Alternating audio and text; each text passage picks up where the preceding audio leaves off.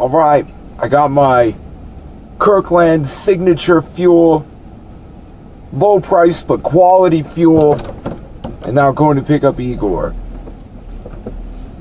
to bring him right back to work here at Costco.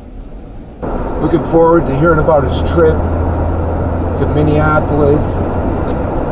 I'm 5 minutes early. That's too early. Now I'm gonna sit around and do nothing for 5 minutes. When does this happen?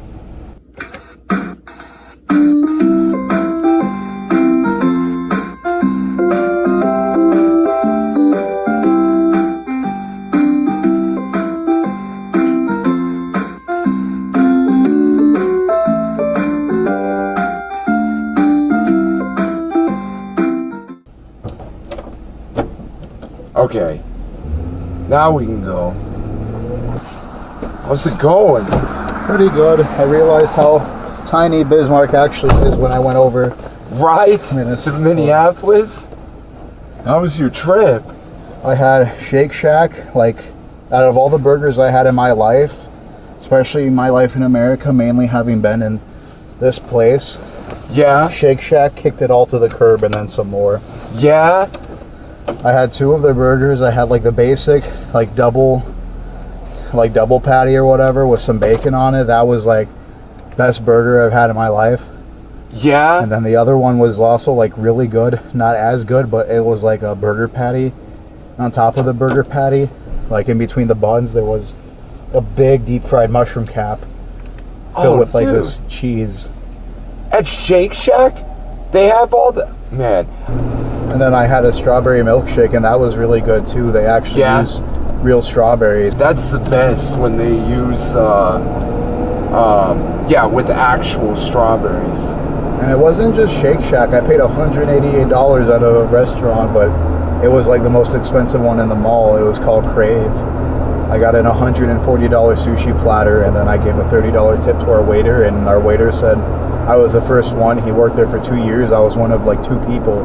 Managed to eat the whole thing by myself. Nice! Wow! Holy! Did you get a picture of it? Yeah. Yeah?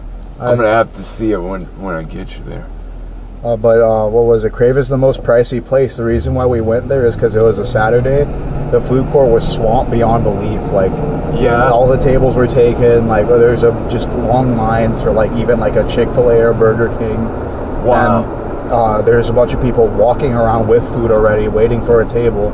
And I told my parents, well, if we just go to a more expensive place, that immediately cuts down the amount of people. Yeah, right. The Crave wasn't even like 10 minutes. It was like a 5-minute wait, and they're in. Wow. That was the place you wanted to go to, right? That you've been scoping out? Yeah, because the guy showed, like, on the video, the $140 sushi platter. Yeah. It used to be $130 back then, but, you know, inflation and stuff. But yeah, it's like, oh, that looks really good. Also had the best fries I've ever had at Crave. It was black truffle fries. Oh, wow. Garlic aioli. Oh, man. Like, all the stuff is more expensive, but it is, like, noticeably, like, higher in quality and, like, way better, like, staff. Went to the aquarium because my parents, like, got a bundle for us. So, like, nice. Included, like, our passes and stuff. But, oh, sweet. And then we went to the zoo. Managed to get a cool video of, like, all 3, like, sharks, like, swimming by. Sweet. There's also this one really good Mexican place by the hotel we stayed in. We stayed in I forgot, but it was like south of the airport. It's close to the mall, and like they had like the best steak I've ever tasted from a Mexican place. Like, they know how to season their stuff really well. A lot of times when I go to a Mexican place and they have steak, it's like super thin and tough. And and a lot of times, there will be like no flavor too. There's also another place in Fargo. They had really great seafood. I got octopus tacos. Oh, man. And I give them props because I could actually taste the octopus in it. And then my mom got shrimp quesadillas. Like, she got like a massive quesadilla. It had like these big, thick shrimp on it, and you could like really taste the shrimp very well. Oh, man, that's awesome. So, like, for us being like in the middle of the continent, far away from any like proper fresh seafood, like, I give them props for how they do it. I forgot what it was called, but it was like Aztecas or something. That's all I can really think of. I mean, I paid $188 to eat somewhere. Like, my family. Can I see the picture? Oh, yeah. Do you have time? If you got to go, it's fine. I got time. I got a few minutes. Is it? Here it is. I posted it on my Snap story. I've managed to eat that whole thing. Dang, dude. It was really good sushi, especially like these ones up top. There's a Shake Shack burger. That one, like a basic like double burger with a bacon, was really great. That looks amazing.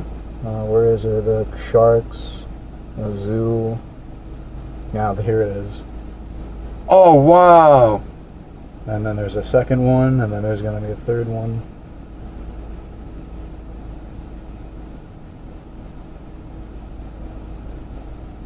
Wait. Oh, dude, check that guy out. That's sweet. That's sweet. Fun fact about sharks, human blood is incompatible with their smell. Wait, human blood is not compatible with their smell, you said? Yeah, we're not like seals. Like, you know, like the thing where like a great white can smell a drop of blood in an Olympic-sized swimming pool? Yeah. If it's a drop of a seal blood or like something like that, those animals have like, because of their diet in the ocean and like their sodium blood levels and stuff, it's way different than a human's. So they can't. If it's ours, they can't. Or they maybe could, but they don't care. They're not because they don't eat humans. Like, that's not their main source of it. They will eat humans, but that's not their If anything, we're a little like poison to them because it's just incompatibility. That makes sense.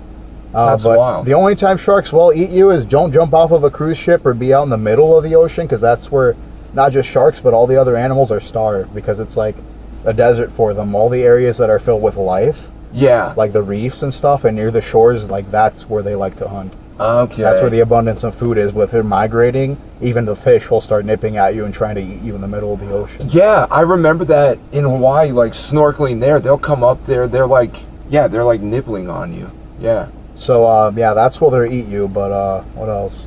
Maybe like if they did that thing with like fish oil or like seal blood, then they would. Yeah, that makes sense. Wow. But yeah. All right, man. Thank you. Thanks. Yeah, we'll see you. Take care. Yep.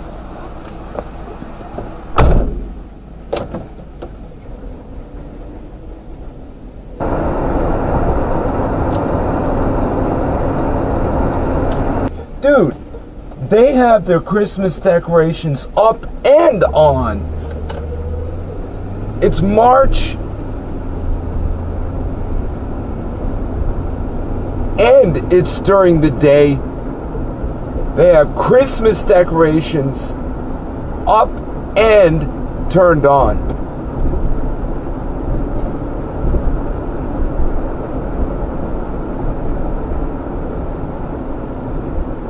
You know, part of me thinks we should publicly shame them for that, but I'm not going to do it. I'm not going to do that.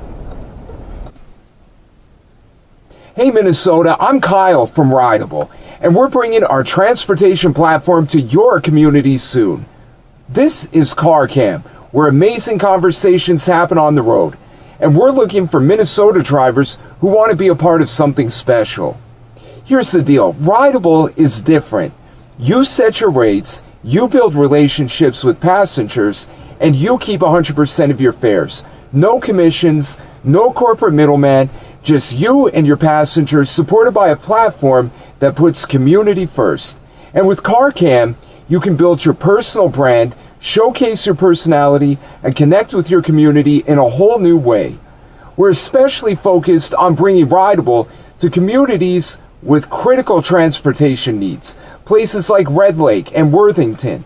But whether you're in those areas or anywhere else in greater Minnesota, if you have a safe vehicle, a clean record, and enjoy connecting with people, we want to hear from you. Interested? Visit rideable.app/alpha to join our Minnesota driver waitlist. This isn't just about rides. It's about building something better together. A transportation marketplace that works for drivers, passengers, and our communities. From helping workers reach jobs, to providing reliable winter transportation, to connecting communities, we're focused on where transportation makes the biggest difference. Again, visit rideable.app/alpha to join our Minnesota driver waitlist, and let's drive Minnesota forward together.